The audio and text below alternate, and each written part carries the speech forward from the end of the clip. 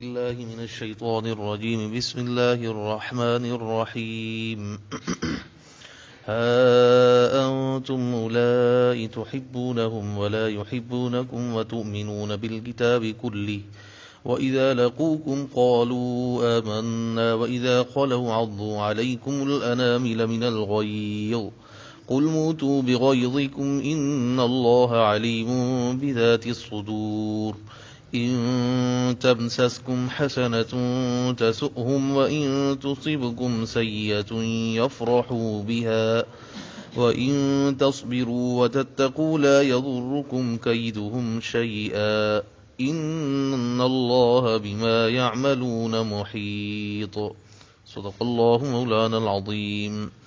अल्लाह तबारक व तआला मथिन आयतुनि सगोरनि में ईमान वारनि खे अहल किताब यहूद नसारा जे दिली दोस्तीअ खां मना कई त इन्हनि खे दिली दोस्त न बणायो, न कि इन्हनि खे का मुल्क में को कलीदी उहिदो ॾियो, छो त इहे तव्हांजा पधरा दुश्मन आहिनि. इहे कॾहिं बि नथा चाहिनि त मुस्लमाननि खे का तरक़ी नसीब थिए. हज़रत हातिब बिन अबी बल्ता रज़ियल्लाहु ताला बदरी सहाबी हो. हुज़ूर अकरम सल्लल्लाहु अलैहि वसल्लम जॾहिं फतेह मक्का यानी मक्के ते जेॾी महिल हमले करण जो इरादो फरमायो त पोइ हज़रत हातिब बिन अबी बल्ता हिकिड़ी औरत जे हथ मके जे कुफ़ार ॾे ख़त लिखियो त हुज़ूर अकरम सल्लल्लाहु अलैहि वसल्लम अवां ते चढ़ाई करण वारा आहिनि. उहो इन नीयत सां हो त हिन जा ॿचड़ा वारा उते हुया त जीअं इन्हनि जे करे इन्हनि जे एहसान मञीदे हिननि जे ॿारनि जी हिफ़ाज़त ऐं ख़्यालु करनि. अल्लाह तबारक व तआला वहीअ जे ज़रिए हुज़ूर अकरम सल्लल्लाहु अलैहि वसल्लम खे इहा ॻाल्हि ॿुधाई ऐं उहो ख़त अची करे हुज़ूर अकरम सल्लल्लाहु अलैहि वसल्लम वटि अची पहुतो. हुज़ूर अकरम सल्लल्लाहु अलैहि वसल्लम ते आयत सगोरी नाज़िल थी, या अय्युहल्लज़ीना आमनू ला तत्तखिज़ू अदुव्वी व अदुव्वकुम औलिया.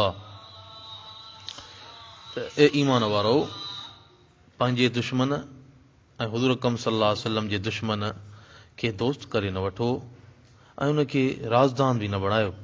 बर सूरत अल्लाह तबारक व तआला उन जे इन ॻाल्हि खे हुज़ूर अकरम सल्लल्लाहु अलैहि वसल्लम हज़रत हातिब बिन अबी बल्ता जे इन ॻाल्हि खे जेका उन जी नियत हुई त उहा वाज़े कयो त हिन जी इहा ई नियत हुई, ॿी का नियत न हुई. हाणे अल्लाह साईं हिन खे माफ़ करे छॾियो आहे. आईंदा अहिड़ी ग़लती न कजो, कॾहिं बि दोस्त न कजोनि. छो त अल्लाह साईं क़ुर मजीद में फरमायो लतजिदन्न अशद्दन्नासि अदावतल लिल्लज़ीन आमनुल यहूद वल्लज़ीन अशरकू. मोमिननि जे हक़ में जेके दुश्मन आहिनि यहूदी सभ खां पहिरें नंबर ते आहिनि, सख़्तु दुश्मन आहिनि. उन खां पोइ मुशरिक अचनि था, उन खां पोइ नसारा जो नंबर अचे थो. बहर सूरत अल्लाह तबारक व तआला इहा ॻाल्हि ईमान वारनि खे ॿुधाए छॾी त इन्हनि सां कॾहिं बि दिली दोस्ती न कजो. जेकॾहिं दिली दोस्ती कंदव त तव्हां नुक़सानु खणंदव. ऐं इहो अल्लाह तबारक व तआला जे क़ुर जो असां ईअं सम्झो त मुशाहिदो बि कयो आहे. जॾहिं खां मुस्लमाननि मुस्लिम उम्मा क़ुर खे छॾियो, ईमान वारनि खे छॾियो, मोमिननि खे दोस्त रखणु छॾियो ऐं ग़ैरनि सां जॾहिं दोस्ती करणु शुरू कयूं, यहूद नसारा सां, अंग्रेज़नि सां, हुनूदनि सां, अमरीकनि सां, त पोइ ॾींहों को ॾींहुं मुस्लमान पस्ती में हलंदा विया. हिन वक़्तु बि पस्तीअ में वञंदा था वञनि. ऐं जंहिं वक़्तु सल्तनत उस्मानिया ख़तमु थी आहे, उन खां पोइ मुस्लमाननि जो वक़ार ख़तमु थियो आहे. न त शेखुल इस्लाम मौलाना हुसैन अहमद मदनी रहमतुल्लाह अलैह पंहिंजे ख़ुतबे में लिखियो आहे त मिस्र जे हिकिड़े अंग्रेज़ पंहिंजे मुलाज़िम खे चयो त तव्हांजी जेका सल्तनत आहे, जेकॾहिं को कंहिंखे तकलीफ़ पहुचे थी, का उनखे परेशानी पहुचे थी या उन जे मथां को ज़ुल्म करे थो, उनजो ख़त जॾहिं ख़लीफ़े ते पहुचे थो त ख़लीफ़ो जल्दी में उनजो तदारुक ऐं उनजो हल करण जी कोशिशि कंदो आहे. ऐं असां इन ॻाल्हि में तमामु पोइते आहियूं. ऐं जेकॾहिं तव्हांजी इहा सल्तनत ख़तमु थी वई त तव्हांखे सरूद असां ज़लील कंदासीं. इहो तॾहिं हुयो वाक़ियो जॾहिं जेको आहे सो सल्तनत उस्मानिया पोयनि पसाहनि में हुई. बर सूरत सल्तनत यानी ख़िलाफ़त ऐं मुस्लमाननि जो वक़ार इन में ई रहियो आहे जॾहिं उन्हनि मोमिननि खे मुस्लमाननि खे पंहिंजो दिली राज़दान ऐं पंहिंजो दोस्त बणायो. जॾहिं खां उन्हनि कुफ़ारनि सां मेल जोल शुरू कई ऐं उन्हनि इहा नियत कई त हीअ असांजा ख़ैर आहे. हालांकि चिटो अल्लाह तबारक व तआला क़ुर में फरमाए छॾियो इहे कॾहिं बि तव्हांजा दोस्त न थींदा. अल्लाह साईं फरमाए थो अवी उहे आहियो जो उन्हनि खे दोस्त रखंदा आहियो ऐं उहे अव्हां खे दोस्त न रखंदा आहिनि. यानी इहा तव्हांजी जेका मोहबत आहे यकतरफ़ी आहे. तव्हां उन्हनि खे त दोस्त कयो था, ज़ोरीअ चिंबड़ोनि था. हिन वक़्तु बि 50 मुल्क आहिनि मुस्लमाननि जा, बहर सूरत ॾिसण में आहिनि त मुस्लमान ममालिक, पर उनजो उथणु वेहणु खाइणु पीअणु जेको बि आहे वहिंवार मुल्कनि जो ईअं सम्झो त सवाइ जेको आहे सो यहूद नसारा जे सलाहनि खां नथो हले। चाहे असां पाकिस्तान खे छो न ॾिसूं पंहिंजे मुल्क खे, उहो बि ईअं सम्झो त मुहताज लॻो पियो आहे अमेरिकन जो यहूद नसारा जो। तंहिंजे करे अलाह साईं फरमाए थो त तव्हां उन्हनि सां मोहबत कयो था, पर यादि रखी छॾियो उहे तव्हां सां मोहबत नथा करनि। मोहबत जानबैन खां थींदी आहे, ॿिन्ही तरफ़नि खां थींदी आहे। ताड़ी हिकु हथ ई न वॼंदी आहे, ॿिनि हथनि जी वॼंदी आहे। बाक़ी इहा मोहबत नाहे, इहा तव्हांजी इन्हनि सां मोहबत, तव्हां इन्हनि सां मोहबत कयो था पर हो तव्हां सां मोहबत नथा करनि। ऐं अलाह साईं अॻिते फरमाए थो त अहल ईमान ऐं अहल किताब में छा फ़र्क़ु आहे। वतुमिनून बिल किताब कुल्ली, ऐं अवी अलाह जे सॼे किताब खे मञींदा आहियो। यानी असां अहल ईमान तौरात, ज़बूर, इंजील, क़ुरान खे मञूं था। समूरनि नबियनि खे जेको अल्लाह तबारक व तआला हुज़ूर अकरम सल्लल्लाहु अलैहि वसल्लम खां अॻु में नाज़िल फरमाए, उन्हनि समूरनि ते असांजो ईमान आहे त इहो अल्लाह तबारक व तआला ई मोकिलिया हा। ऐं उन खां अलावा असांजे समूरनि किताबनि ते ईमान आहे त इहे अल्लाह तबारक व तआला जी तरफ़ खां आहिनि। बरसूरत ऐं यहूदी जेके आहिनि उहे जेका आहे सो क़ुरान ते ईमान नथा आणनि, न कि हुज़ूर अकरम सल्लल्लाहु अलैहि वसल्लम ते ईमान नथा आणनि। हत्ता के बजाए ईमान आण जे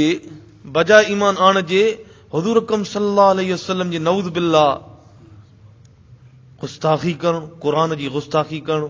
हिकिड़ो फ्रांस जो हिकिड़ो अंग्रेज़ नऊज़ बिल्लाह उन वरी चयो त जेको हुज़ूर अकरम सल्लल्लाहु अलैहि वसल्लम खे नऊज़ बिल्लाह नालो खणी करे चईंदे हीअ बीमारी हुई, जंहिंजे करे उहो बणींदो हो ऐं उन खां पोइ बसि इहे लिखंदा वेंदा हुआ।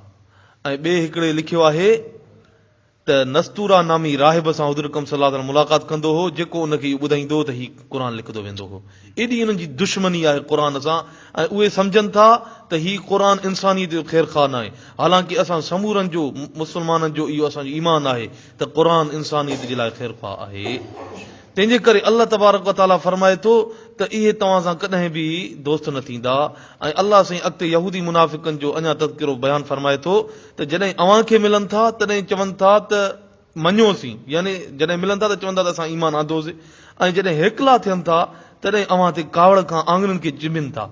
यानी जॾहिं का फतह मिले थी या कि मुस्लमाननि जो तइदाद उन्हनि खे ॾिसनि था, उन्हनि खे कावड़ थी वठे, त पोइ अल्लाह तबारक व तआला फरमाए थो उन्हनि खे त ए प्यारा पैगंबर करीम सल्लल्लाहु अलैहि वसल्लम चओ त मूतू बिग़ैज़िकुम, अवी पंहिंजी कावड़ सभ मां मरो। अल्लाह साईं अॻिते फरमाए थो त इन्नल्लाह अलीमुम बिदाति सुदूर, तव्हां ज़ाहिर में चओ था त असां ईमान आंदो आहे, पर अल्लाह साईं फरमाए थो त अंदर में तव्हां खोटा आहियो, मुनाफ़िक आहियो। अल्लाह साईं फरमाए थो छो त अल्लाह सीननि वारो भेद यानी राज़ ॼाणंदड़ आहे, ॼाणे थो। ऐं अल्लाह साईं अॻिते फरमाए थो त ए मोमिनो, जेकॾहिं अव्हां खे का चङाई पहुचंदी आहे त खेनि ॾुखो ईंदी आहे, यानी तव्हां खे का फतह नसीब थींदी आहे या ख़ुशी नसीब थींदी आहे त हुननि खे ॾुख पहुचंदो आहे। ऐं जेकॾहिं अव्हां खे को ॾुख पहुचंदो आहे त उन सभ मां सराह थींदा आहिनि। जेकॾहिं का तकलीफ़ पहुतव या का परेशानी पहुतव या का शहादत नसीब थी या का ईअं सम्झो त ॿियो को नुक़सानु पहुतो, त उन सभ मां उहे वरी सराह थींदा आहिनि त चङो थियो जो उन्हनि खे नुक़सानु पहुतो। ऐं ॾिसो हिन वक़्तु बि ईअं ई आहे, मिलत इस्लामी आहे, हिन वक़्तु मुस्लमान मज़लूम बणिजी चुका आहिनि। चो तरफ़ मिलत कुफ़र ईअं सम्झो मुस्लमाननि जे मथां पिया हमला थी कंदी रहे। थोरो सिर्फ़ु जेकॾहिं पंहिंजे मथां जेकॾहिं का वबा अचे थी या को उन खां अलावा उन्हनि खे का ज़िलज़िलो वग़ैरह अचे थो त वॾियूं साईं हूं मतिलबु इहो NGOs वग़ैरह अचनि थियूं, साईं उन्हनि खे वॾो प्यार आहे इंसानियत ज़ात सां।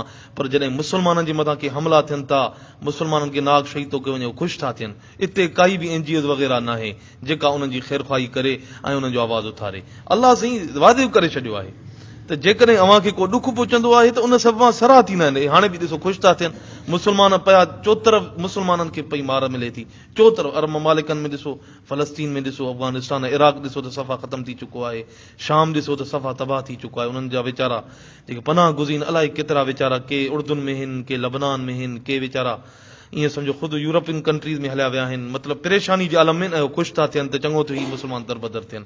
अल्लाह साईं अॻिते फरमाए थो त जेकॾहिं अवी सबुर करियो ऐं परहेज़गारी करियो, जेकॾहिं तव्हां सबुर करियो ऐं परहेज़गारी करियो, इहे वॾा ॿ ईअं सम्झो त उसूल आहिनि मिलत इब्राहिमी जा। हिकु त सबुर करणु, का तकलीफ़ पहुती या मुसीबत पहुती, जेकॾहिं इंसानु सबुर कंदो या ख़्वाहिशात ते जेकॾहिं इंसानु सबुर कयईं ऐं परहेज़गारी इख़्तियार कयईं त अल्लाह साईं फरमाए थो त ला यज़ुरुकुम कैदुहुम शैया, त सनन मिक्र अव्हां खे कुझु बि न ॾुखाईंदो, इन्हनि जा मिक्र तव्हां खे कुझु बि न ॾुखाईंदा।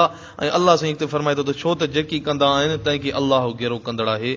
तो आहे अल्लाह साईं तव्हां साईं क़ुरान ते अमल करण जी तौफ़ीक़ अता फरमाए।